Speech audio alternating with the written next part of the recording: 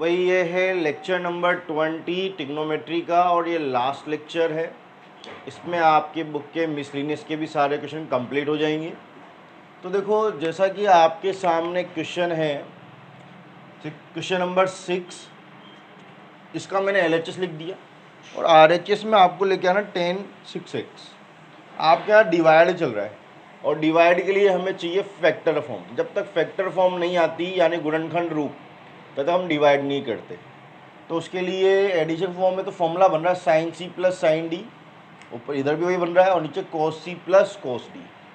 आप चाहें तो फॉर्मूला लिख लें sine C plus sine D का ऊपर, और नीचे कोस सी प्लस कोस डी का। यह है 2 sine C plus D by 2 cos C minus D by 2।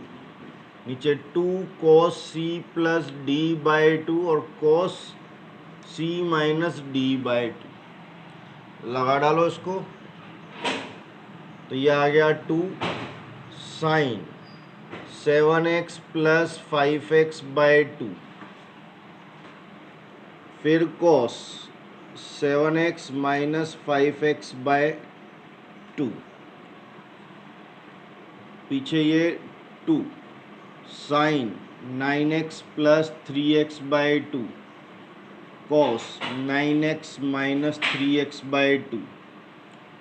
As it is नीचे फॉर्म लग जाएगा c प्लस डी वाला, लगाओ 2 cos c plus D by 2 cos c minus D by 2 plus 2 cos c plus D by 2 cos c minus D by 2। Solve करके लिख लो 2 cos 6x 75 गया 2 में 2 का डिवाइड करूँगा तो cos x, 2 साइन 9 और 3 12 बाई 2 6x, और पीछे ये कितना आ गया आपके cos 9 में से 3 गया 6 बाई 2 यानी 3x।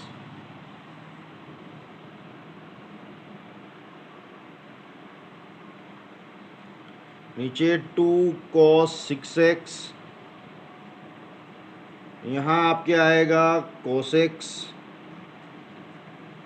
और ये 2 9 और 3 12 बाई 2 cos 6x। यहाँ पे ये साइन है भैया, मैं सोच भी रहा था क्या मिस्टेक होगी, कॉमन नहीं आ रहा था, कॉमन नहीं आ रहा था, फैक्टर नहीं हो रहे थे।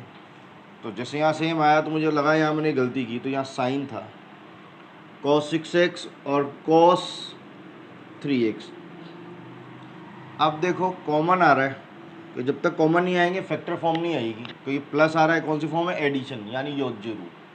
तो फैक्टर करने के लिए कॉमन लो, तो ऊपर से कॉमन आ रहा है 2 साइन 6x, बचेगा cos x plus cos 3x। As it is नीचे से कॉमन आ रहा है 2 cos 6x, यहाँ से भी क्या बच रहा है cos x और पीछे से cos 3x। अब आपके फैक्टर फॉर्म आ गई, एक भी प्लस माइनस ओपन में नहीं है, तो आपके ब्रैकेट से ब्रैकेट कैंसिल, 2 से 2 कैंसिल, क्या बचा sign 6x upon cos 6x। तो साइन अपॉन cos कितना होता है 10, और यही आपका RHS है। हैंस प्रूफ कीजिए नोट डाउन। तो भाई ये है हमारे पास क्वेश्चन नंबर 7, जिसमें आपको LHS में दे रखा है और RHS में लाना है। अगर मैं क्वेश्चन पे फोकस करूँ तो LHS मेरा एडिशन फॉर्म में है और RHS फैक्टर फॉर्म में यानी मल्टीप्लाई की फॉर्म में। तो कौन से फॉर्मूले काम आएंगे, CD वाले। CD वाले फॉर्मूले हमेशा 2 टर्म में लगते हैं, मेरे पास 3 टर्म्स हैं, मतलब इनमें से कोई एक नालायक है, मुझे उसको हटाना पड़ेगा। तो आप देखो, अगर मैं इसको मैं लूँ तो c प्लस डी बाई 2 का डिवाइड नहीं हो रहा, और ले भी लूँगा तो मेरे कॉमन नहीं आएगा। फॉर्मूला में ज़बरदस्ती लगा भी दूंगा तो कॉमन नहीं आएगा, कॉमन नहीं आएगा तो मेरे फैक्टर नहीं होंगे। इसलिए मैं क्या करूँगा, 3x के साथ x लूँगा, ताकि जब मैं c प्लस डी बाई 2 करूँ तो 2x आ जाए, और ये भी साइन 2x है, तो कॉमन आने के चांसेस बढ़ जाएंगे। इस वजह से मैं क्या करूँगा, साइन 3x के साथ माइनस साइन x ले रहा हूँ और साइन 2x को पीछे फेंक देंगे अपन। तो आई बात समझ में? ऐसा क्यों किया? इन दोनों में फॉर्मूला लगाता तो ना तो कॉमन आ रहा है और ना ही डिवाइड हो रहा था, c plus D by to. Add कर लूँगा तो 5 आएगा, 5 में 2 का डिवाइड नहीं हो रहा, तो डिवाइड भी नहीं हो रहा और कॉमन भी नहीं दे रहा। दोनों ही तरह से ये हमारे लिए हेल्पफुल नहीं है, तो मैंने इसको पीछे छोड़ दिया। इन दोनों में मैं फॉर्मूले लगाऊंगा तो ब्रैकेट लगा दूँ ताकि आपको दिख जाए मैं इन दो में फॉर्मूले लगा रहा हूँ। कौन सा फॉर्मूला लगेगा? Sine C minus sine D, जो है हमारे पास 2 cos c plus D by two sine C minus D by two. Then यहाँ आएगा 2 cos c plus D by two sine c minus D by two, और पीछे आपके आ रहा है sign 2x। 2 cos 2x sign x। तो देखो हमारी लुटिया डूब गई, 2x तो आ रहा है लेकिन इधर cos आ रहा है, उधर साइन, तो कॉमन नहीं आ रहा है। हमने तो ये प्लानिंग करके लिया था ताकि हमारे 2x वाला कॉमन आ जाए, लेकिन उधर साइन वाला है, इधर cos वाला, तो कॉमन नहीं आ रहा है। तो क्या करें? तो आप देखो, अगर मैं cos 2x के फॉर्मूलों की बात करूँ तो बहुत सारे हैं, 4 हैं, तो मुझे डिसाइड करना पड़ेगा कौन सा लगेगा। साइन 2x के 2 ही हैं और क्वेश्चन साइन कोस में चल रहा है, तो साइन कोस वाला लगाएंगे, टेन वाला तो किसी काम का है ही नहीं हमारे इसमें। तो इसके फॉर्मूले कम होते तो ये बेनिफिट है, 2 साइन एक्स कोस एक्स। कौन सा फॉर्मूला लगाया मैंने? साइन 2a का। क्या था? 2 साइन एक्स कोस ए, एंगल आधा हो जाता है, तो 2 साइन एक्स कोस एक्स। ऐसा करने से क्या कॉमन आ गया? 2 आ गया और साइन एक्स कॉमन आ गया। क्या बचा इधर से? cos 2x और इधर से cos x। तो यहाँ मैंने sin 2a का फॉर्मूला लगाया, उसके बाद मेरे पास कॉमन आया, डायरेक्ट कॉमन नहीं आ रहा था। अब आपके अंदर फॉर्मूला बन गया cos c plus cos d का, 2 cos c plus d by two और cos c minus d by two. इसको लगा डाला तो इस क्वेश्चन के लिए झिंगा लाला, 2 sin x into 2 cos c plus D by to cos c minus D by to 2x, ये आ गया। तो ये आपके आ गया 2 sin x into 2 cos 3x by two और cos x by two, sequence में लिख दो। तो 2 2 जा 4, साइन कोस में पहले साइन को लिखा जाता है, कोस में ये दोनों आ रहे हैं, तो छोटा एंगल किसका है? इसका एंगल छोटा है, वो आगे और बड़े एंगल वाले को पीछे, तो इस सीक्वेंस में जम भी गया। और यही तो हमारा आंसर था, equal to RHS, hence proof. तो कीजिए नोट डाउन। तो देखो भाई, यहाँ पर हमारे पास क्वेश्चन नंबर 8 है, 10x बराबर माइनस का 4/3। साथ में दिया है x lies in second quadrant, x द्वितीय चतुर्थांश में आता है सेकंड क्वाड्रेंट में। आपको निकालना है sin x by two, cos x by two, tan x by two. तो जो है आपको लिमिट दे रखी है, उसे तोड़ना पड़ेगा x बाई टू में। तो ये x की लिमिट है सेकंड क्वाड्रेंट। सेकंड क्वाड्रेंट कहाँ से स्टार्ट होता है? 90 से 180 के बीच में होता है। तो यानी जो आपका x है वो किसके बीच में? 90 डिग्री से 180। तो जब तक आपके x चल रहा है तो सेकंड क्वाड्रेंट है, तो साइन और कोसेक पॉजिटिव, बाकी सब नेगेटिव। ये 10 है इसलिए नेगेटिव है। और मुझे निकालना है x बाई टू, तो उसकी भी रेंज चेक कर लूँ, तो मेरे को सब में 2 का डिवाइड करना पड़ेगा, 45 और इधर 90, यानी x बाई टू निकालूंगा तो कौन सा क्वाड्रेंट आ गया? फर्स्ट, 90 से छोटा। यानी ये तीनों मान किसके आएंगे? प्लस के। फर्स्ट क्वाड्रेंट में ऑल पॉजिटिव होता है। तो ये तो हमने बाहर की एक्स्ट्रा बातें कर ली। क्वेश्चन पे चलें, तो मैंने कहा था x से x बाई टू में जाना है, तो सबसे सिंपल मेथड है, पहले कोस निकाल लो। इससे क्या, इस टाइप के जितने भी क्वेश्चन है वो सेम रहेंगे आपके लिए। तो उसके लिए आपको कोस x निकालना है, तो ट्राइंगल बनाना पड़ेगा। कोस का फॉर्मूला आधार बटे लंब, लंब बटे आधार, तो लंब 4 और आधार 3। ये x के लिए। इंग्लिश में परपेंडिकुलर अपॉन बेस, तो ये परपेंडिकुलर और ये क्या हो गया आपका बेस। तो आपका जो कर्ण है हाइपोटेनियस वो कितना जाएगा 5। मैं कोस की बात करूं तो कोस का फॉर्मूला आधार बटे कर्ण, बेस अपॉन हाइपोटेनियस। कौन सा क्वाड्रेंट है x, सेकेंड क्वाड्रेंट। सेकेंड में कोस किसका होता है माइनस का, तो ये भी माइनस का है।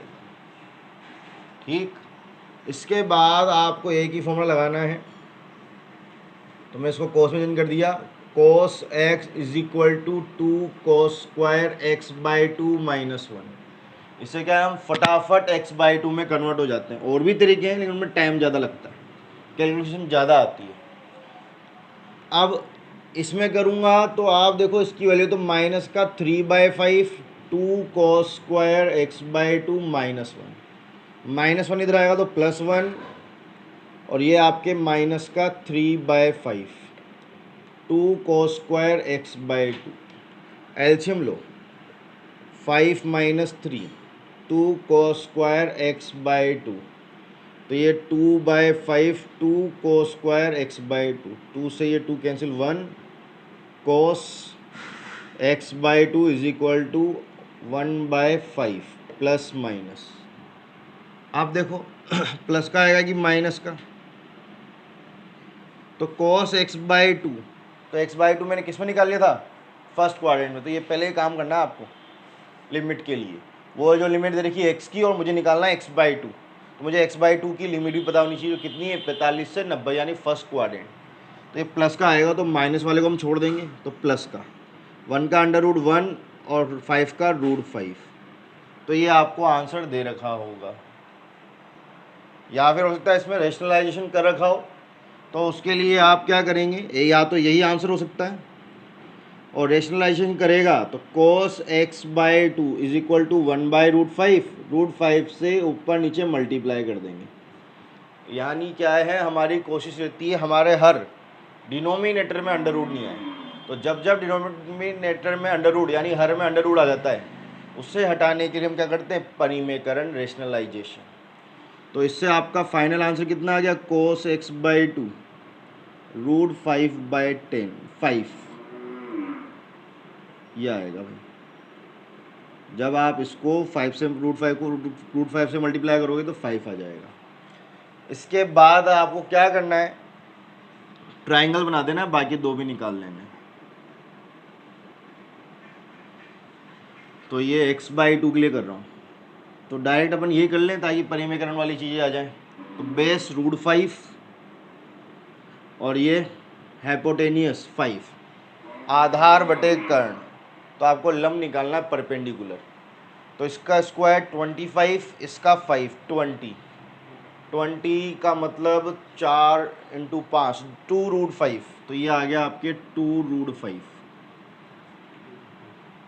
तो 4 पंजे 20 होता है, तो 20 का यही आएगा 4 × 5, 4 बाहर आके 2 हो जाता है। अब आपको निकालना है साइन x बाई 2। साइन का फॉर्मूला लंब बटे कर्ण, परपेंडिकुलर अपॉन बेस, और टेन का लंब बटे आधार 2√5 अपॉन √5, तो कट के 2 आ जाएगा, यानी परपेंडिकुलर अपॉन बेस। तो ये आपके बाकी दो आंसर आ गए, कीजिए नोट डाउन।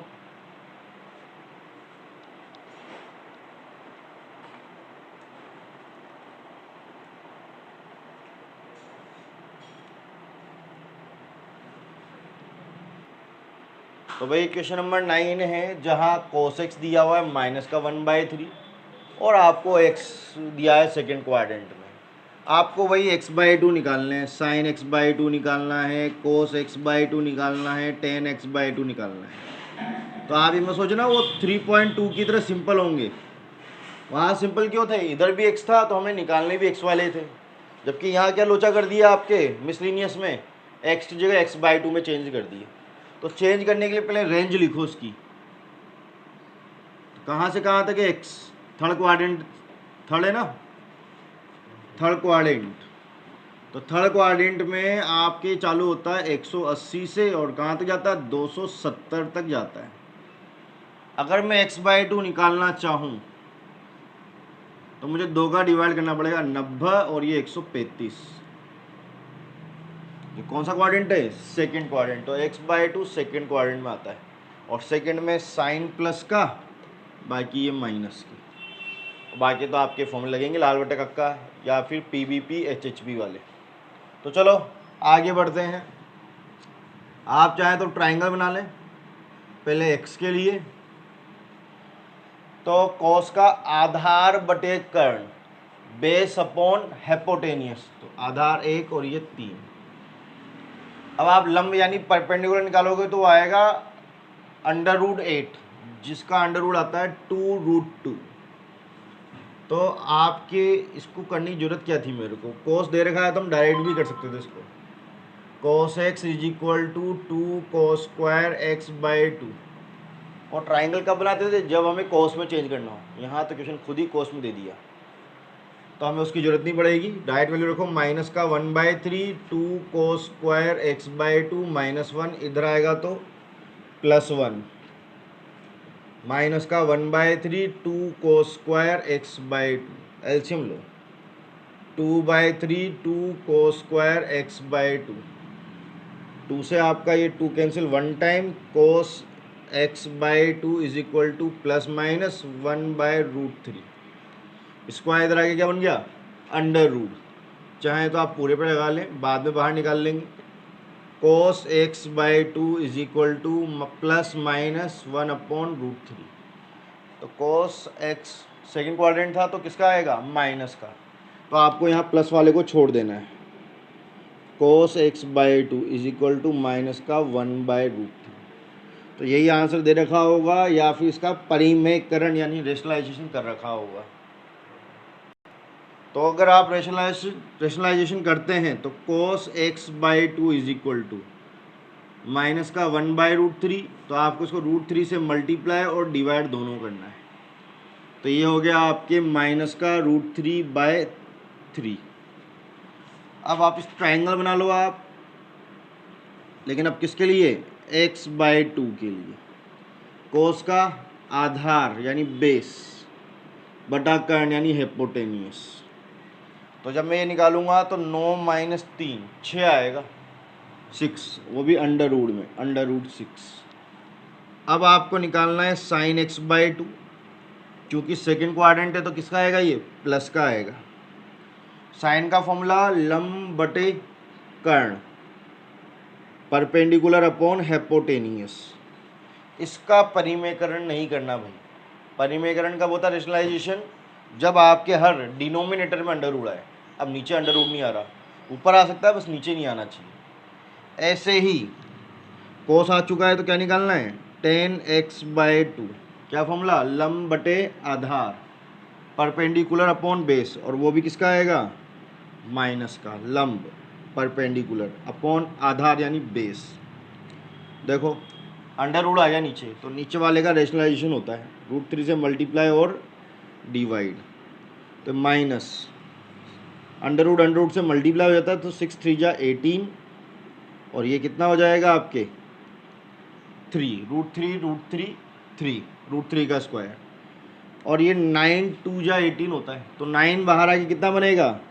3, और अंदर √2/3। तो इसका आंसर आएगा आपके √2। ठीक है, तो 18 के आप फैक्टर कर लो, 2 9 3 3 3। तो जिसका पेयर बन जाता है वो अंडर रूट के बाहर आ जाता है, जिसका पेयर नहीं बनता वो अंदर रह जाता है।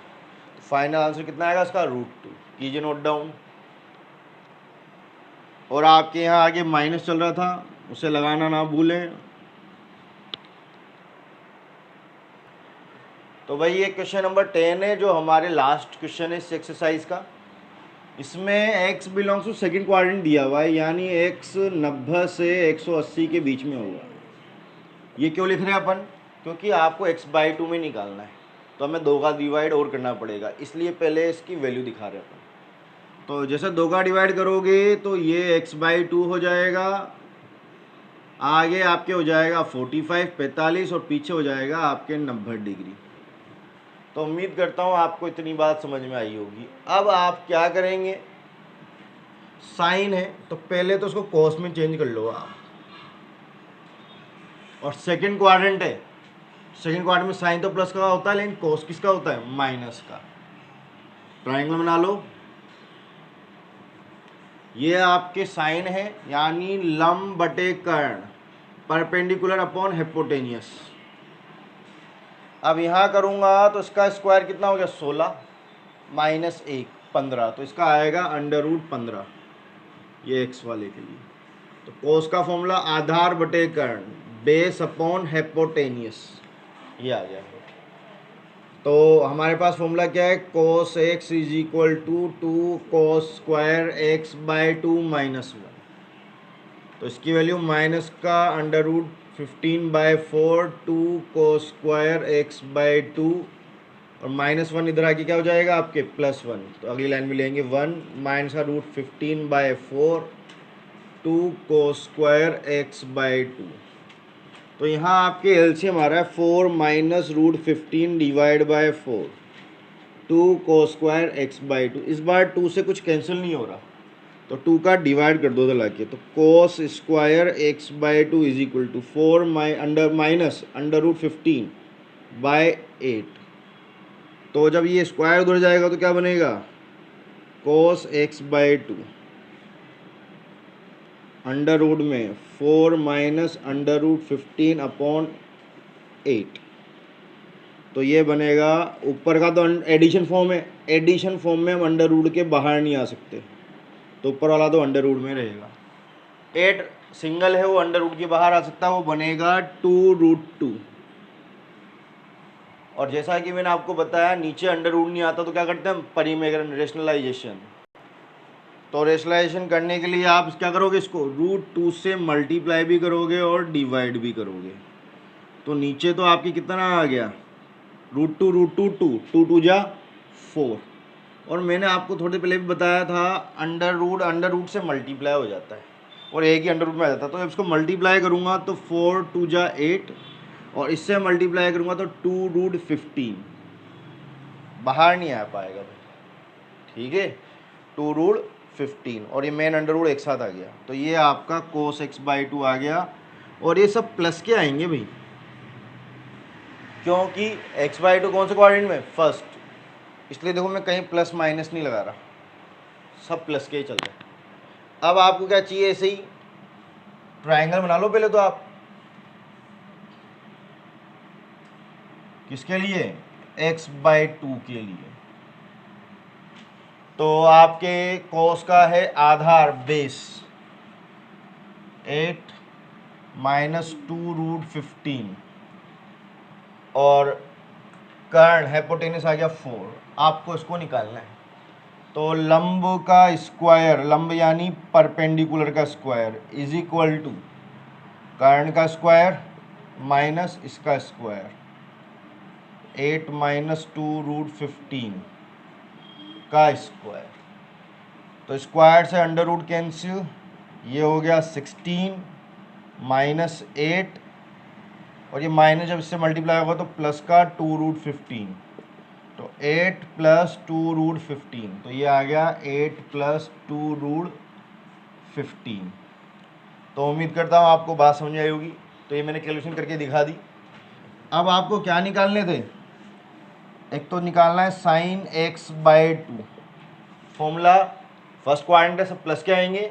साइन का फॉर्मूला होता है लंब बटे कर्ण, यानी परपेंडिकुलर अपॉन हिपोटेनियस। तो परपेंडिकुलर कितना आया, और ये इसका भी अंडर रूट, ये तो स्क्वायर था ना, तो स्क्वायर का हमें अंडर रूट लेना पड़ता है। 8 प्लस 2√15 अंडर रूट में अपॉन 4, 10x बाई 2 चाहिए, तो उसके लिए क्या करोगे, लंब बटे आधार, परपेंडिकुलर अपॉन बेस। तो 8 प्लस 2√15 अपॉन 8 माइनस 2√15। नीचे अंडर रूट आ रहा है तो हो सकता है उसने परिमेयकरण कर रखा हो, रेशनलाइजेशन। तो भाई यहाँ नीचे अंडर रूट आ रहा है तो आपको इसका भी रेशनलाइजेशन करना पड़ेगा, परिमेयकरण। कैसे करोगे, तो एक तो आपको नीचे अंडर रूट आ रहा है तो इस अंडर रूट से मल्टीप्लाई करके इसको हटा सकते हैं, ठीक है। अंदर भी अंडर रूट आ रहा है उसको भी हटाना है, तो अंडर रूट के साथ प्लस माइनस हो तो साइन चेंज करते हैं, तो आपको इसको मल्टीप्लाई करना पड़ेगा 8 प्लस 2√15 से, और डिवाइड भी करना पड़ेगा 8 प्लस 2√15 से। तो जब ऊपर के तो दोनों सेम आ गए, सेम आएगा, तो जब ये अंडर रूट इसी अंडर रूट से मल्टीप्लाई होगा तो 8 प्लस 2√15 अंडर रूट हट जाएगा तो स्क्वायर आ जाएगा उसका, और नीचे अंडर रूट एक साथ मल्टीप्लाई हो जाता तो एक साथ आ जाएंगे फॉर्मूले में। अंदर फॉर्मूला बन रहा है a minus B A plus B, A square minus B का स्क्वायर। तो मैंने बताया था ना अंडर रूट से मल्टीप्लाई हो जाता है, तो मैंने एक साथ मल्टीप्लाई कर दिया। मल्टीप्लाई करने पे ये फॉर्मूला बना रहा है a minus B A plus B, A square minus B square. और सोल्व करें तो 8 प्लस 2√15 ये हो गया 64, और ये होगा 60। √15 का स्क्वायर, स्क्वायर करूंगा तो अंडर रूट कैंसिल, कितना आ गया 15, 2 का स्क्वायर 4, 4 और 15, 4 इंटू 15 60, कितना हो गया 8 प्लस 2√15 अंडर रूट 4, 8 प्लस 2√15, और ये बाहर है कितना बनेगा 2। तो आप 2 को लेके काट दो या दोनों में 2 का डिवाइड कर दो, तो 4 प्लस √15 ये आपका आंसर होगा। इसी के साथ ये एक्सरसाइज कंप्लीट हुई। कैलकुलेशन अच्छी थी 10वें वाले में, बाकी लॉजिक सब सेम था, वो अभी परिमेयकरण रेशनलाइजेशन की वजह से थोड़ी कैलकुलेशन ज़्यादा चल रही है। तो कीजिए नोट डाउन।